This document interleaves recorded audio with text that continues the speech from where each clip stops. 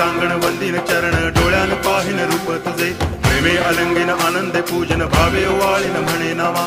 त्वमेव माता पिता त्वमेव बंधुश्च सखा त्वमेव विद्या द्रविणं त्वमेव सर्वं मम देव कायेन वाचा मनसेन्द्रियैर्वा बुद्ध्यात्मना वा प्रकृति स्वभावात् करोमि यद्यत् सकलं परस्मै नारायणायति समर्पयामि अच्युतं केशवं रामनारायणं कृष्णदामोदरं वासुदेवं हरि गिरिधरं माधवं गोपिकावल्लभं जानकीनायकं रामचन्द्रं भजे हरे राम राम राम हरे हरे हरे कृष्ण